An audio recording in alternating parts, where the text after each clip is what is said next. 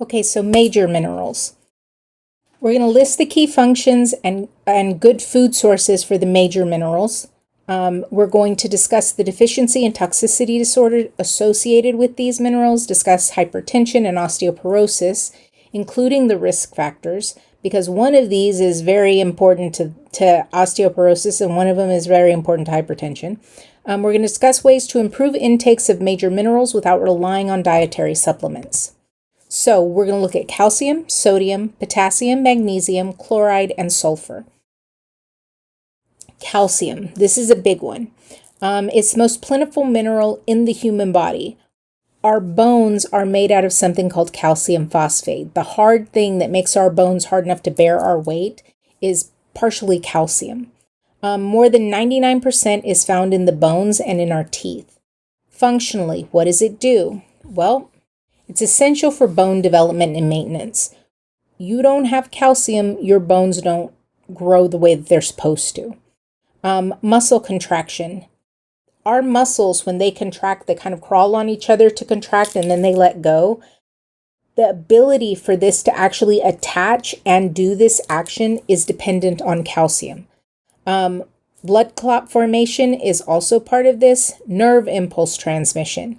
If you don't have enough calcium in your body, your neurons, your nerve cells can't communicate. Cell metabolism is also part of this. So, bone development and maintenance. Bones aren't static structures that never change. They're continuously broken down and rebuilt. They're remodeled.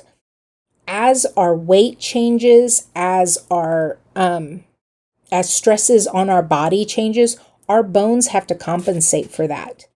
So when we gain weight, our bones actually put more material in them so that they can bear that weight better.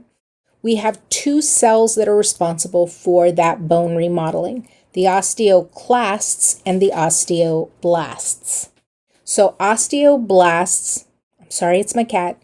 Osteoblasts are the ones that build the bone. So blasts build, okay? They add bone where tissue is needed. Osteoclasts clear the bone, so they will tear down bone tissue. If you break a bone and you've got bone fragments, before I can build bone, I've got to clean up. The osteoclasts go in and they dissolve all of that excess bone fragments that were broken away so that my osteoblast can come in and actually rebuild. Bone that is dense with a greater bone that is dense has greater mass. It is going to be stronger and it's going to be less likely to fracture than the alternative. If you've ever heard of osteoporosis, our bone should look something like this with these big kind of pillars in it so they can hold weight. Somebody with osteoporosis, that isn't what is happening in their bones, and they tend to have very weak bones that can break a lot easier because they look like this instead of like this. Now, maintaining blood calcium levels. Because of the importance of calcium in the body, we must maintain blood calcium levels to stay healthy. We do this with two separate hormones. Parathyroid hormone, which is going to originate, oddly enough, from the parathyroid. If you look back here, see these two yellow and two yellow, this is the parathyroid. They come in pairs. So what happens when I get parathyroid hormone? When blood calcium is too low, we don't have enough calcium in our blood, it influences the osteoclasts. Remember that they clear the bone? It breaks down the bone and it causes the activation of vitamin D. So I'm starting to dissolve that bone away and I'm taking that dissolved calcium and phosphate and I'm going to put it right back into the blood. When I do that, I increase the blood calcium levels. Why would I inhibit this? Well, if I've already got high blood calcium levels, then I wouldn't let parathyroid hormone work. Now, calcitonin is another hormone, and it actually comes from the thyroid gland. So if you look here, the thyroid is kind of this butterfly-shaped gland right under our voice box. You can actually see the back of it, this pink portion over here. So the thyroid will release its hormone calcitonin when the blood has too much calcium. If I've got too much, I need to get it out. So what do? I go to the osteoclasts that have been breaking down the bone and clearing it and putting calcium into the blood, and I say, stop working for me. Just stop doing what you're doing. Ultimately, my osteoblasts are still going to be building bone tissue. So they'll start clearing that calcium out and start building the bone matrix, the hard part of our bone. So when they start doing that, the ultimate result is going to be we're going to have a decrease in blood calcium levels. So, excuse me. If we look over here, okay, we've got parathyroid hormone stimulating calcium removal from the bones. It'll also go to the kidneys and basically say, hey, if you're releasing calcium, bring that back. It also goes to the intestine and says, hey, does any of the food there have calcium? And if it does, pull it back. So now I've got calcium coming from the bone being degraded, the kidney bringing it in from what will eventually become urine, and my intestine bringing it in from my food products. So I'm increasing calcium levels, okay? I hope that makes sense. Okay.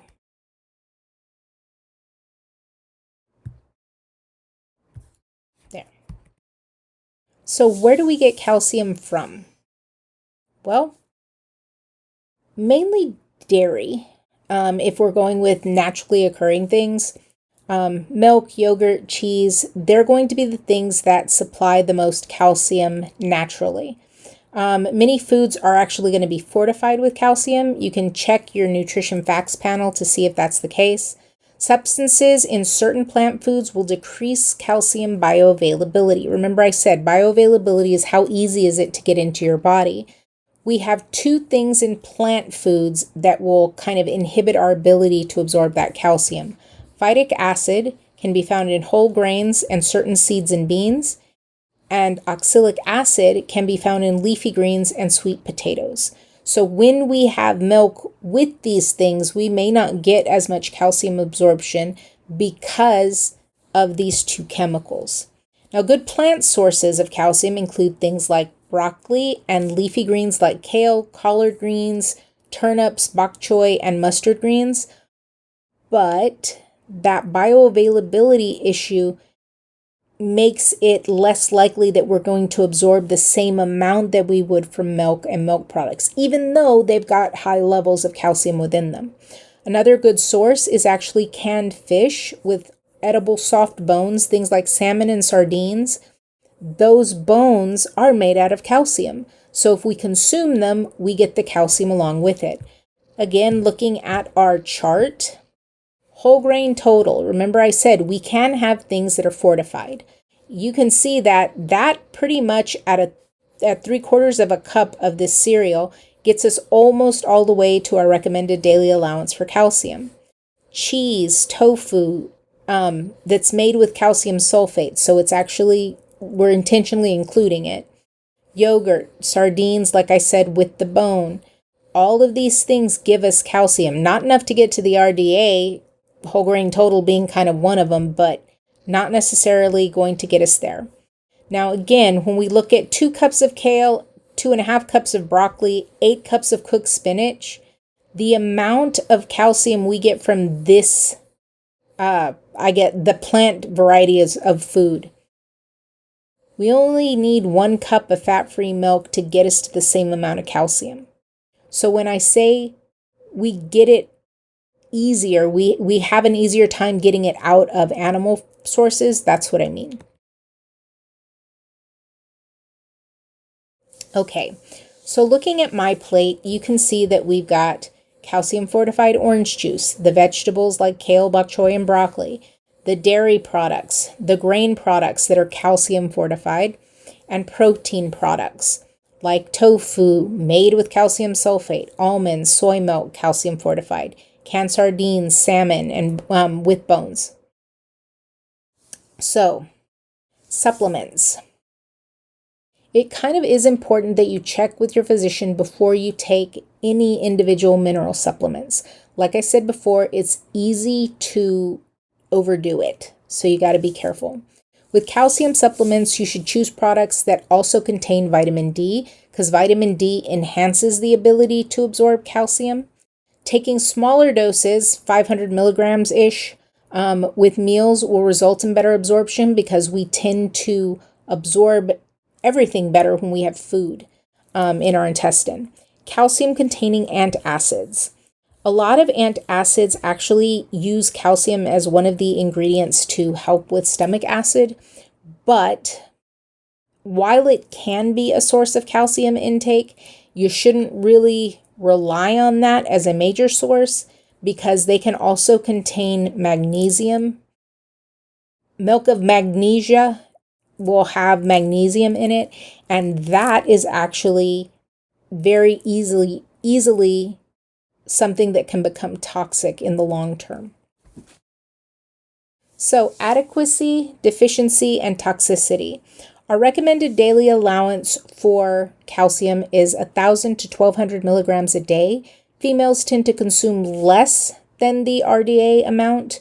Males tend to get enough, but females, we tend not to. The upper limit is 2,000 to 2,500 milligrams a day. Calcium is a nutrient of public health concern because most of us are not getting enough when it comes down to it. Toxicity. So what happens when we have too much calcium? Excessive calcium absorption and hypercalcemia. In other words, we have too much calcium in the blood. What do people experience? They're going to have bone pain, muscle weakness, fatigue, possibly kidney stones because, like I said, when things crystallize in the urine, if you've got a lot of calcium, it'll start to crystallize pretty quick. I already said calcium is a nutrient of public health concern.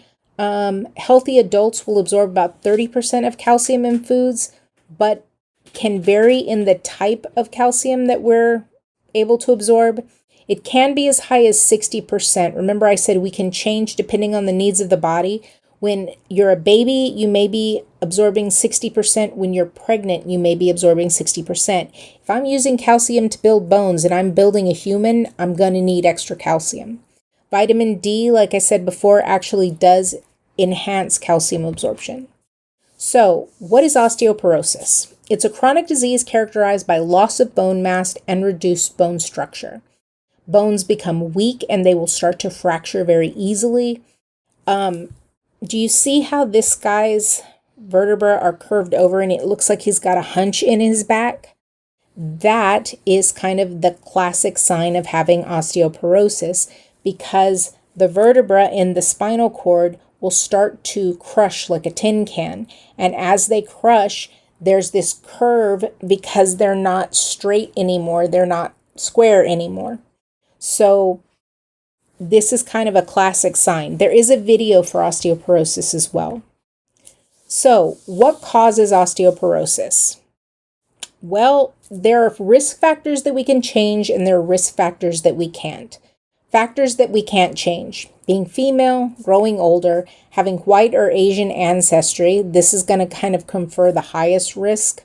Having a family history of osteoporosis, having a small, thin boned body frame. If you are already a tiny framed person, the risk of osteoporosis is pretty bad. It gets up there. Factors people can change: having low estrogen levels in females, low testosterone levels in males, having untreated anorexia nervosa, following long-term diets that contain inadequate amounts of calcium and vitamin D, being physically inactive. If you're not moving around, you're not putting stress on your bones and you're not forcing your bones to create more bone. Basically, the more you stress your bones out, the more calcium they deposit. Smoking cigarettes can have an effect. Consuming excess alcohol can have an effect. So, how do we reduce the risk? Focusing on maximum bone mass as we're younger. When we're younger, we have a better chance of depositing a lot of bone. Proper diet. Follow MyPlate recommendations. Ensure that you got adequate calcium and vitamin D intake. If you're exercising regularly, then you've got weight-bearing activities that will, again, put stress on your bones and increase your bone mass. Walking, hiking, strength training with weights can all do this. Table 9.8 has weight-bearing activities, low-impact aerobics, basketball, running, jogging, walking, hiking, jumping rope, dancing, stair climbing, strength training with weights, tennis and other racket sports like racquetball or pickleball. They're racket sports. Non-weight-bearing, lying in bed is not going to help. Swimming, because of the buoyancy that water provides, not necessarily the best way to build bone. Water aerobics, again, the buoyancy of the water.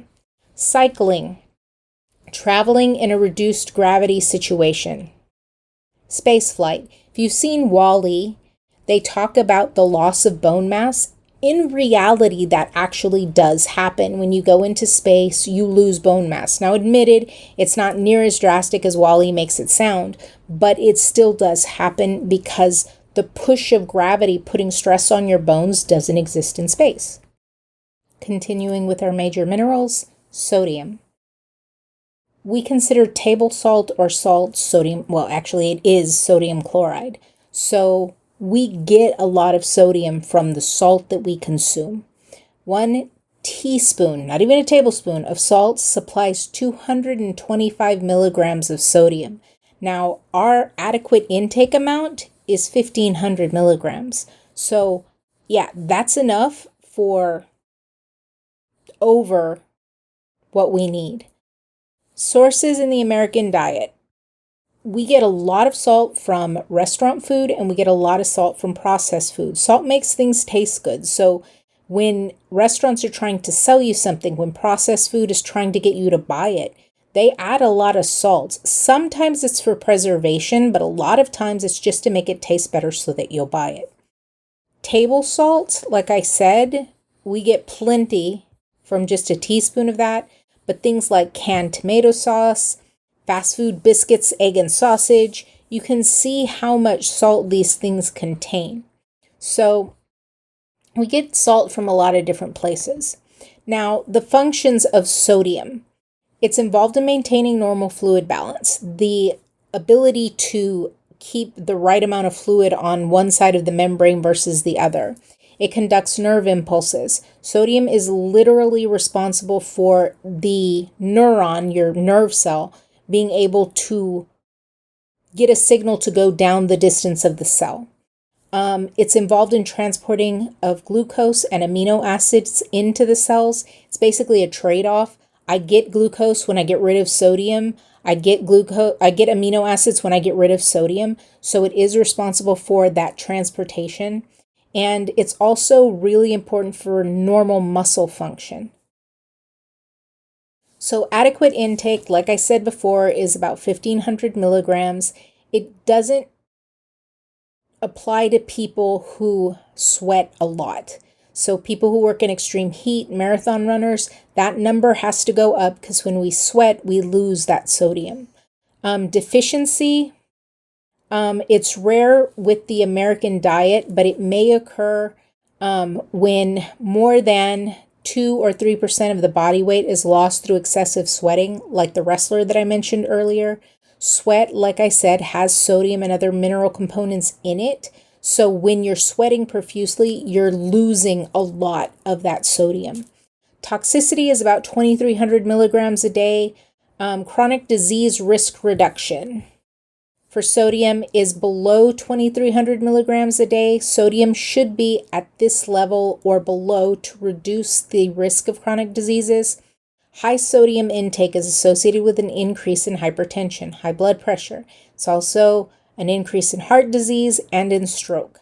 So the things that we've been talking about previously, when you've got a lot of sodium in your bloodstream, it basically holds on to the water, increases your blood pressure, which can cause damage to small capillaries and arteries, and it puts you in a lot of danger from cardiovascular disease. So dietary guideline recommends that you limit your sodium intake to less than that 2,300 milligrams. That's our upper limit. So hypertension, aka high blood pressure. It's a condition characterized by persistently elevated blood pressure.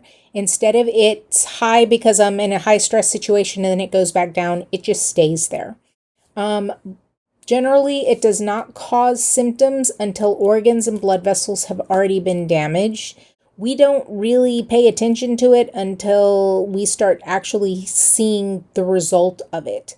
Blood pressure has two measurements. When you go in and they take your blood pressure, they'll say systolic is 120, diastolic is 80. So it's systolic over diastolic, so 120 over 80. Systolic, the upper number, 120. It's the maximum pressure within the artery as the heart contracts. As the heart is squeezing, what is happening with the blood pushing on the wall of our artery? Now, diastolic is the lower number. So again, 120 over 80. This is the 80 number. It's the lowest pressure within the artery as the heart relaxes between contractions. So my heart is squeezing. How hard is it being pushed at? My heart is relaxing. How hard is that blood still pushing up against that artery wall? His blood pressure is 150 over 98. 150 would be the systolic, 98 would be the diastolic. Now, normally we want less than 120 for systolic, diastolic, we want it below 80. Elevated is 120 to 129 over 80. Hypertension stage, we're talking 130 to 139 with an 80 to 89 for diastolic, or I should say, or 80 to 89 diastolic. Hypertension stage 2, it's going to be greater than 140 for your systolic or greater than 90 for your diastolic. Hypertensive crisis, basically you need to go to a hospital. Over 180 for systolic and or over 120 for diastolic. So again, if I put enough pressure on that blood vessel with the blood pushing up against it, eventually it'll rupture. We're going to have an aneurysm. That's one of the reasons why blood pressure is so important to monitor.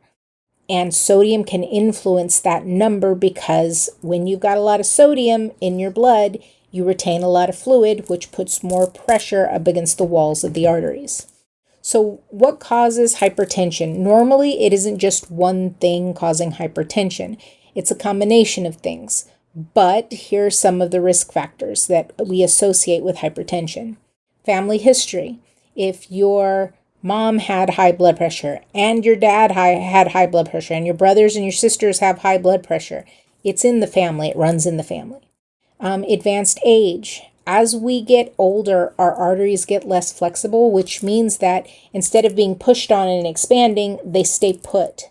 So that pressure is a lot higher than it used to be.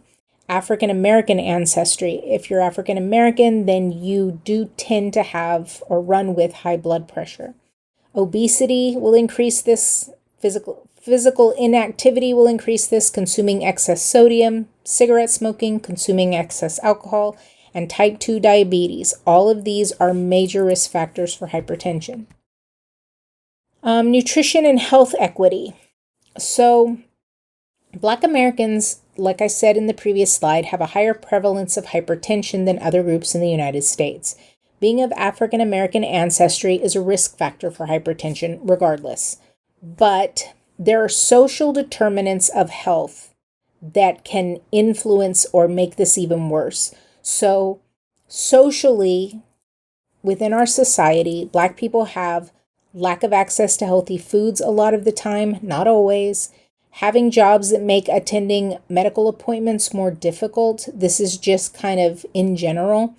Both of these things can contribute to this, can contribute to not treating hypertension appropriately. If I can't get in to see my doctor, I don't know what I'm supposed to do.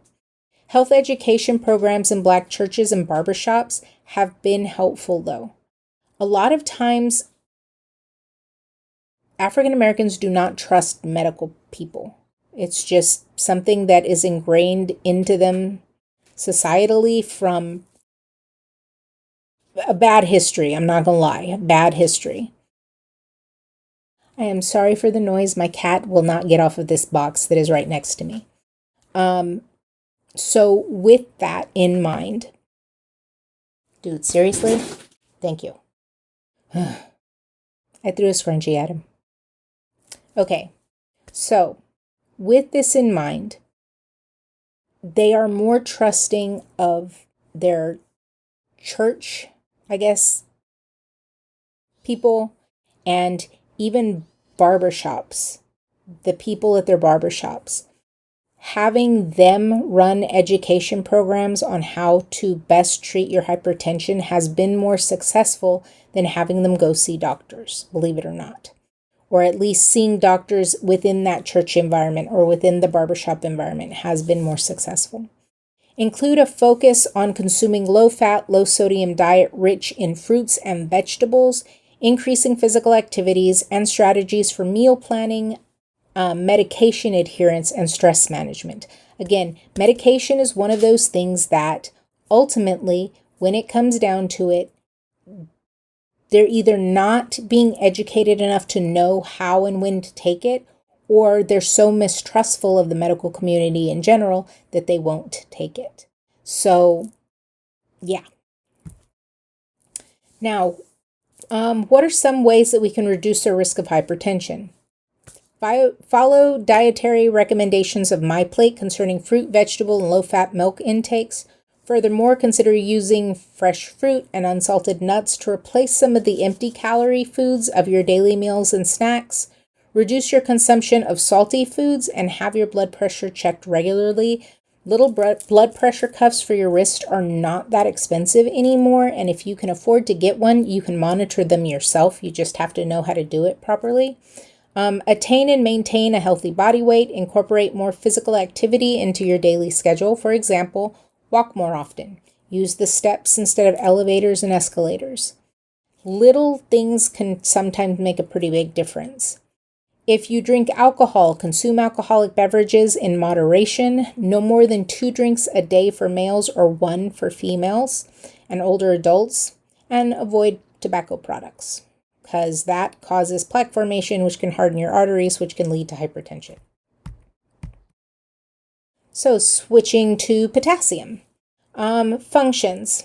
It's the primary positively charged ion in intracellular fluid, so inside of our cells, and it does play a very key role in fluid balance. It's also needed for transmitting nerve impulses, contracting muscles, and maintaining normal kidney function. Adequate intake for males is about 3,400 milligrams a day. For females, it's about 2,600 milligrams a day. We often don't consume enough, so it is a nutrient of public health concern. Deficiency. So when we don't have enough, people will start to lose their appetite.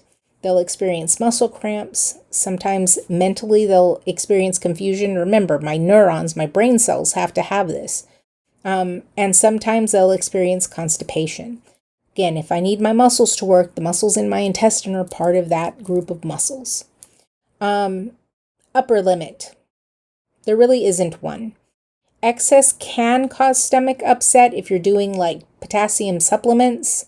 And for those with compromised kidney function, this can accumulate in the blood. And if it gets high enough, it'll actually cause your heart to stop. So you do have to be careful when you're consuming potassium, especially if you're trying to do like supplements of potassium. You got to be careful, because if you're consuming too much, it can get into dangerous territory when it comes to stopping your heart. Again, looking at MyPlate, we've got it in fruits, we've got it in vegetables, dairy, grains, and meat products. You can find potassium in all of these things. And when we look at the potassium content in things, beet greens, boiled and drained 1 cup, this is going to be the most amount of potassium that we can get. But if you look, our adequate intakes are higher than this.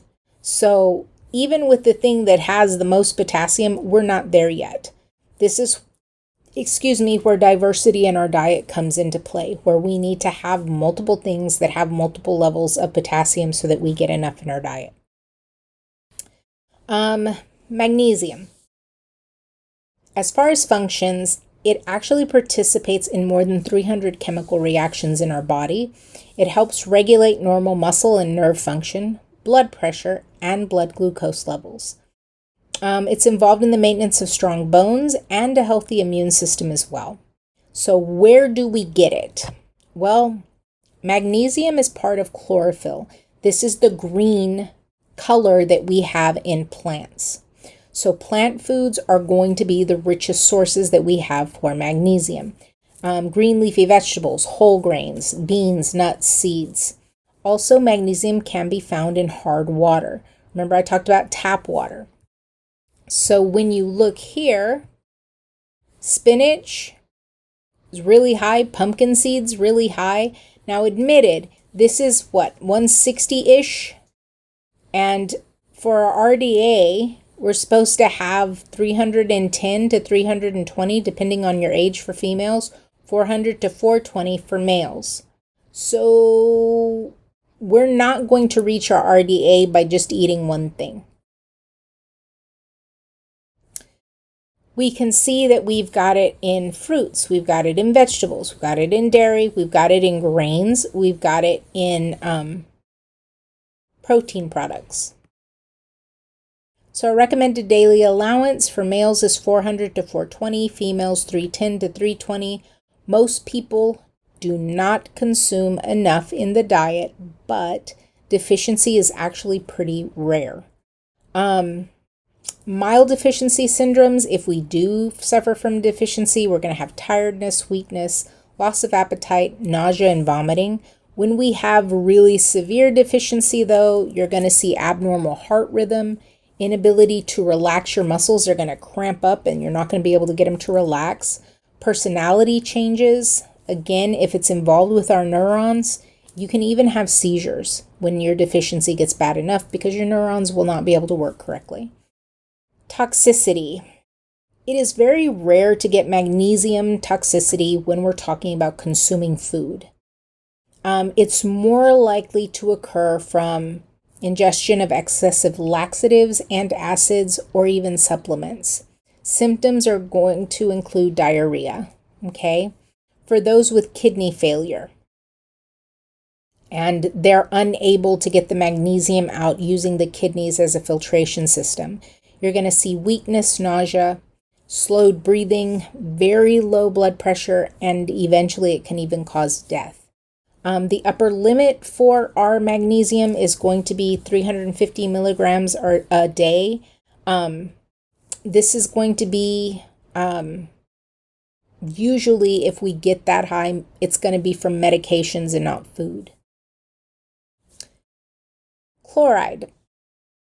It's the primary negatively charged ion found in the extracellular fluid, so the fluid outside of our cells. And it's essential for maintaining proper fluid balance and acid-base balance as well. It's needed for transmission of nerve impulses and the production of hydrochloric acid in the stomach. Chloride is part of hydrochloric acid, HCl. Sources. Table salt is sodium chloride, so typically our source is going to be table salt. It can be in processed food, it can be what we put into it, but if we're looking for more natural sources, then we're talking about seaweed, rye, tomatoes, celery, olives. They'll all have chloride in them. Adequate intake is 2,300 milligrams a day. Deficiency, really unlikely because of the American diet. Most likely, you'll most likely see deficiency if you've got somebody who's suffering from extreme vomiting, from extreme diarrhea, or you've got somebody who's sweating profusely, like somebody who works outside in the hot temperatures, or somebody that's an athlete at an event. Toxicity is going to be at the upper level, 3,600 milligrams of chloride.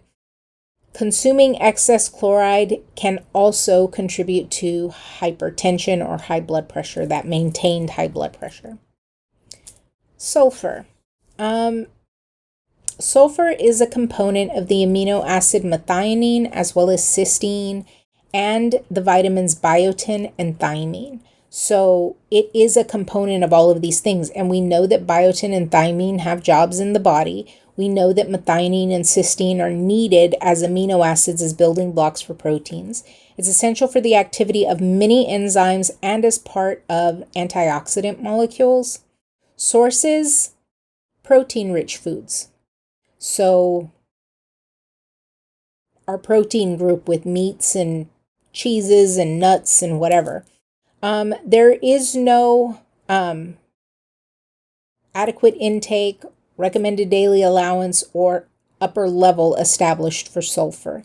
Deficiency is very rare and toxicity is unlikely from dietary sources because our dietary sources don't necessarily have a lot of sulfur in them. So Table 9.5 is actually a really good summary of all of the major minerals that we've been discussing. It gives you the major functions in the body, the RDA and adequate intake, the sources, the deficiency signs and symptoms, as well as toxicity signs and symptoms. So if you kind of want just a summary of everything all in one place, this table is actually really good for that.